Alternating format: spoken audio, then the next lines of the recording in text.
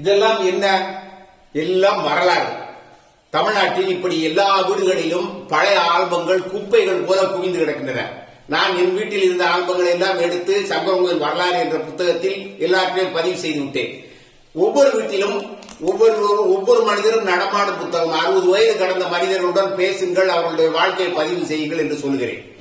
ஒவ்வொரு வீட்டிலும் இப்படி ஏராளமான ஆல்பங்கள் சிதிலமடைந்து கிடக்கின்றன. இதில் பாதி படங்கள் கிடைக்கின்றன. இது எங்கே என்றால், தென்காசிக்கு அருகில் உள்ள நயினாநகரம் என்ற கிராமத்தில் தமிழ்நாட்டில் 4 மாவட்டங்களில் ஆட்சி பொறுப்பு வைத்த லட்சுமிகாந்தன் பாரதி IAS, அவர் நாவலர் சோமசுந்தர பாரதியாரின் பேரன், கிருஷ்ணசாமி பாரதியின் மகன். அவருடைய வீட்டுக்கு வந்திருக்கிறேன். அவரை பேட்டி எடுத்திருக்கிறேன். அதை இப்பொழுது பேஸ்புக்கில் போட போகிறேன். அந்த வரலாறு ஒரு நீண்ட வரலாறு. அவர் பெரிய வாழும் 98 வயது முடிவு 99 வயது நடக்கின்றது.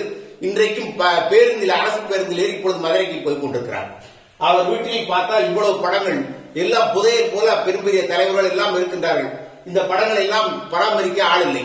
எனவே நான் சொல்லியிருக்கிற பூரா கணினியில் பதிவு செய்து முகநூலில் பதிவு செய்து விடுங்கள். 500-1000 ஆண்டுகள் வராலும் உங்கள் பேரப்பிள்ளைகள் பார்ப்பார்கள். இந்த மாதிரி படங்களை பார்க்கும்போது தமிழ்நாடு வரலாறே திருத்தி எழுதப்படக்கூடிய சூழ்நிலை ஏற்படும். பழைய வரலாறு நிறைய செய்திகளை நாம் தவறாக கருதி கொண்டிருக்கிறோம். அதையெல்லாம் இது போல.